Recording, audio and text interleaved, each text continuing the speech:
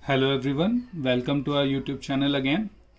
Last lecture में हमने बात करी थी कि कैसे first equation of motion work करती है।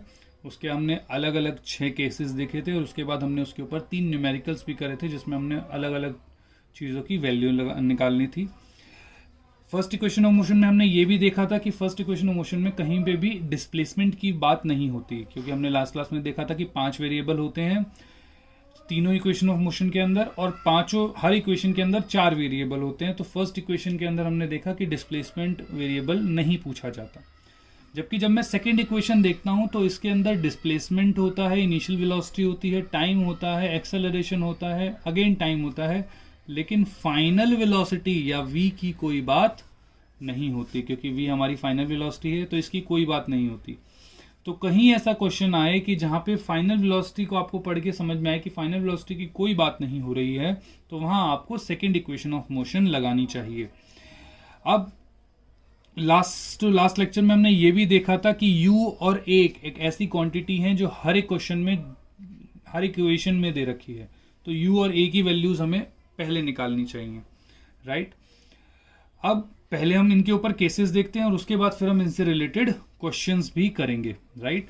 सबसे पहला केस जो हमने पहली बार लिया था, जो v is equal to u plus a t में लिया था, तो हमने कहा था जब इनिशियल वेलोसिटी 0 होगी तो जो और एक्सेलरेशन +10 होगा मीटर पर सेकंड स्क्वायर, तो वेलोसिटी कैसे कैसे वेरी करेगी। लेकिन इस बात में हम देखेंगे कि डिस्प्लेसमेंट कैसे कैसे वेरी करेगी, राइट। तो डिस्प्लेसमेंट को हमने S1 लिखा, तो S1 मतलब at t is equal to 1 second.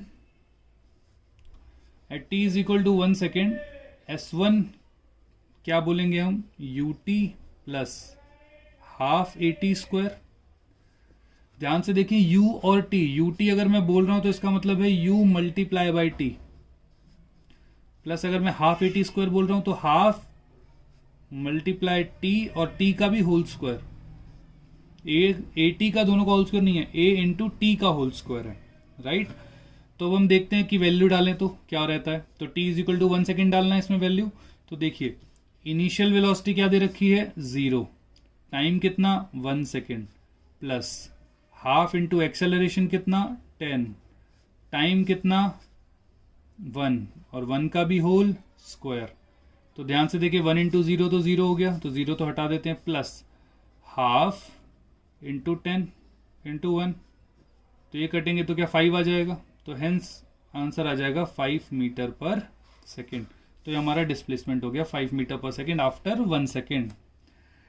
t is equal to 2 seconds पे अगर हम देखते हैं तो S2 is equal to u t plus half AT square, लेकिन अब t की जगह क्या आ जाएगा 2 सेकेंड्स। तो हमने क्या किया 0, फिर 1 की जगह 2 आ जाएगा, प्लस हाफ इंटू 10 इंटू 2 का स्क्वायर। ध्यान से देखें तो ये तो वापस से 0, तो हाफ इंटू 10 इंटू 2 का स्क्वायर। 2 से 2 काटेंगे तो 10 से 2 10 जा 20, सॉरी पीछे 5 मीटर था ना, ये क्या हो जाएगा 20 मीटर। तो देखिए पहला जो डिस्प्लेसमेंट था वो 5 मीटर हो गया था और सेकेंड डिस्प्लेसमेंट 20 मीटर। तो 2 सेकंड में हम 20 मीटर पे पहुंच गए। मतलब पहले सेकंड पे उसने सिर्फ 5 मीटर चला, लेकिन दूसरे सेकंड में उसने 20 मीटर पहले सेकंड के कंप्लीट होने तक वो 5 मीटर दूर था। मतलब अप्रोक्सीमेटली आप ये लगाइए कि पहले सेकंड में वो इतना पहुंचा, लेकिन उसके अगले सेकंड जैसे ही तो 2 सेकंड कंप्लीट हुए तो वो 20 पे पहुंच गया इनिशियल पॉइंट से। तो इसका मतलब अगर मैं 1 पॉइंट से देखूं तो वो 15 मीटर आगे निकल चुका है, राइट। इसके ऊपर मैं दोबारा बात करूंगा, राइट। तो अभी हम पहले t is equal to 3 seconds पे देखते हैं। तो t is equal to 3 seconds पे अगर हम देखें तो ध्यान से देखिए क्या होता है। तो t is equal to 3 seconds पे क्या होगा S3। तो मैं डायरेक्टली फॉर्मूला तो ऊपर लिखा ही हुआ है, तो वैल्यू डाल रहा हूँ। तो 0 into 3 plus half into 10 into 3 का स्क्वायर। तो 2 करेंगे तो 5 आएगा, 3 का स्क्वायर 9 होता है, 5 इंटू 9 तो 9 5 जा 45 मीटर। क्या क्लियर है। तो पहले में 5 मीटर, दूसरे में 20 मीटर, तीसरे में 45 metre. t is equal to 4 seconds अगर हम देखें,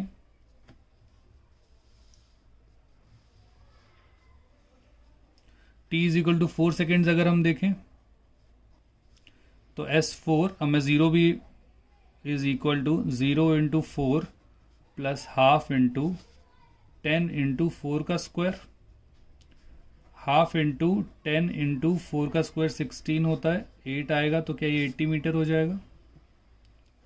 similarly t is equal to 5 seconds, तो S5 is equal to 0 × 5 plus half into 10 × 5 का स्क्वायर, तो इसको सॉल्व करेंगे तो आएगा 125 metre. Similarly t is equal to 6 seconds अगर हम देखते हैं तो S6 is equal to 0 to 6 plus half into 10 × 6 का स्क्वायर, 10 × 6 6 36 डिवाइडेड बाई 2, 2 से करेंगे 18 आता है, तो ये आ जाता है 180 मीटर। तो आप देख रहे हैं कि कैसे कैसे डिस्टेंस बहुत तेज़ी से चेंज हो रहा है। क्यों? क्योंकि बॉडी एक्सेलरेट कर रही है। इसको एक बार एक सीक्वेंस में अगर मैं लिखूं तो ध्यान से देखिएगा।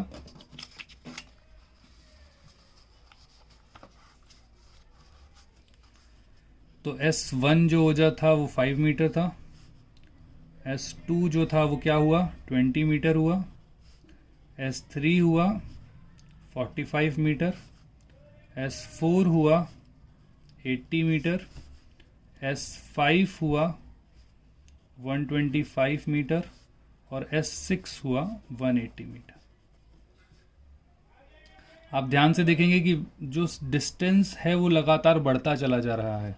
जैसे 1 से 2 के बीच में अगर मैं देखूं तो जो डिस्टेंस बढ़ा पहले सेकंड में वो बढ़ा 15 मीटर का, राइट। और अगर मैं इनिशियल पॉइंट 0 ही ले लेता हूं तो शुरुआत में हमने कहा कि वो 0 मीटर है, तो पहले 0 सेकंड से 1 सेकंड के बीच में वो 5 मीटर चला, 1 सेकंड से 2 सेकंड के बीच में वो 15 मीटर चला, 2 से 3 के बीच में वो 25 मीटर चला, 3 से 4 के बीच में वो 35 मीटर चला, 4 से 5 के बीच में वो 45 मीटर चला और 5 से 6 के बीच में 55 मीटर, राइट। ये आप देख सकते हैं कि पैटर्न भी बन रहा है, राइट। 5 मीटर, 15 मीटर, 25 मीटर, 35, आप देखेंगे कि 10 10 10 बढ़ता चला जाए, तो 55 के बाद 65 मीटर हो जाएगा, क्योंकि 10 10 10 बढ़ रहा है। और 65 जब मैं 180 में ऐड करूंगा तो क्या 245 मीटर हो जाएगा। तो विदाउट आपने S is equal to UT plus half AT square use किए, आपने सिंपल मैथमेटिक्स से भी ये वैल्यू निकाल ली, राइट। ये पैटर्न भी समझने बहुत इंपॉर्टेंट होते हैं, राइट।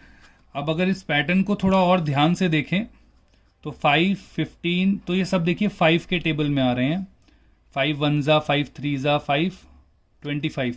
अगर से मैं इसको लिख लेता हूं, जो पहला डिस्टेंस उसने फर्स्ट सेकंड में कवर किया x1, दूसरा डिस्टेंस x2, ये 0 से 1, ये 1 से 2, तो इसको मैं 0 1 लिख लेता हूँ, 0 से 1, ये 1 से 2, ये 2 से 3, ये 3 से 4, ये 4 से 5, ये 5 से 6, राइट।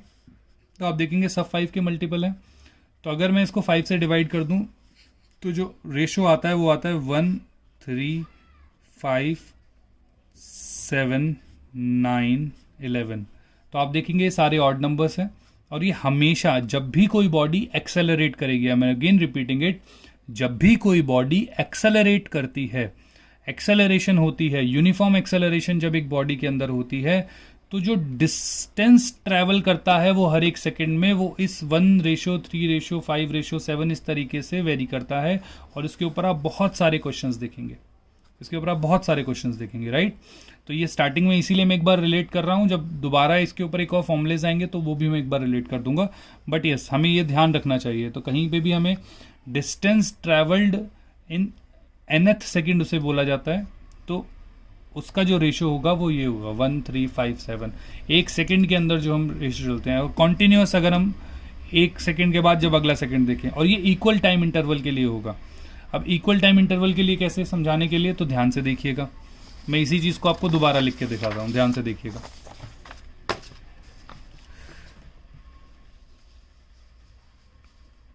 तो अभी हमने क्या क्या देखा, S जो 0 था, क्या हमने इनिशियल पॉइंट 0 मीटर पे ले रखा था, तो हमने देखा 1 सेकंड बाद वो 5 मीटर पे पहुंचा, 2 सेकंड के बाद वो 20 मीटर पे पहुंचा था, 3 सेकेंड्स के बाद वो 45 मीटर पे पहुंचा, 4 सेकेंड्स के बाद वो 80 मीटर पे पहुंचा, 5 सेकेंड्स बाद वो 125 मीटर पे पहुंचा और 6 सेकेंड्स के बाद वो 180 मीटर पे पहुंचा।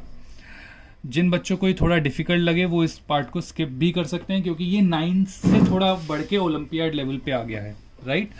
अभी हम सिंपल 9th का सिर्फ हम वहीं तक कर रहे थे जहां तक हमने वैल्यूज निकाली थी, जिसमें 180 मीटर वैल्यू निकल गई थी। इसके बाद जो ये चीज़ें हैं ये थोड़ी ओलंपियाड से रिलेटेड हैं, JSTSC, NSTSC, NTSC से रिलेटेड। तो इसके अंदर थोड़ा सा ज़्यादा आपको दिमाग लगाना पड़ेगा, थोड़ी ज़्यादा आपको मेहनत करनी पड़ेगी। नाउ देखिए, पीछे जो हमने टाइम इंटरवल लिया था वो 1 सेकेंड का लिया था, राइट। अब अगर हम 2 सेकेंड का इंटरवल लें, ध्यान से देखिएगा, तो 2 सेकेंड का, तो 0 से 2 सेकेंड्स, क्या ये 20 मीटर का डिफरेंस है। सिमिलरली 2 से 4 सेकेंड्स, ध्यान से देखिएगा, तो पहले 20 था, अब कितना हो गया 80, तो डिफरेंस कितना हो गया 60 मीटर। फिर 80 से सीधा 180, तो कितना डिफरेंस हो गया 100 मीटर। क्या आप लोगों को क्लियर है। अब इसको अगर मैं लिख लूं, x 0 से सीधा 2, ये x 2 से 4 और ये x 4 से 6। अगर मैं ये तीनों पाथ ले लेता हूं, अब ध्यान से देखिए, ये भी एक मल्टीपल है। पिछला वाला 5 का मल्टीपल था, ये देखिए 20 का मल्टीपल है। अगर मैं मल्टीपल हटा देता हूं और इनका रेशो लेता हूं, तो देखिए 1:3:5, अगेन वही रेशियो आ जाएगा। तो इससे मैंने क्या सीखा कि distance travelled by a uniform accelerating body, क्या कह रहा हूं, distance travelled by a uniform accelerating body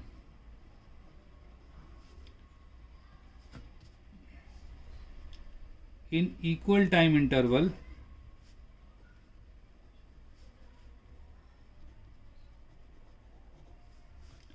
distance traveled by uniform accelerating body in a equal time interval always follow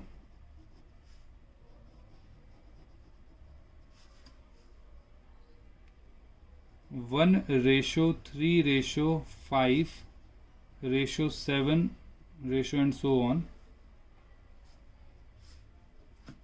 rule for consecutive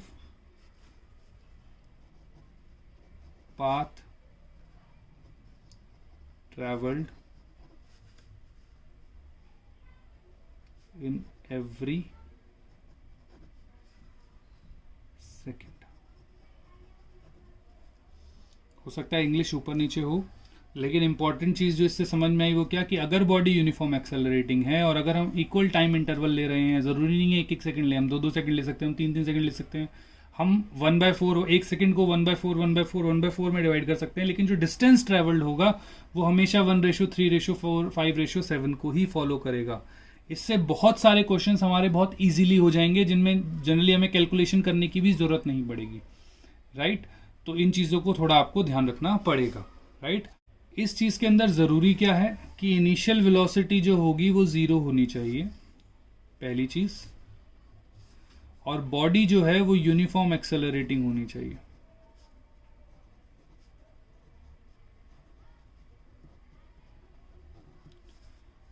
तो 1:3:5 रेशियो को मतलब follow करने के लिए यूनिफॉर्म एक्सेलरेशन तो होना ही चाहिए, साथ में एक इनिशियल वेलोसिटी 0 भी होनी चाहिए, ये भी इंपॉर्टेंट पॉइंट है।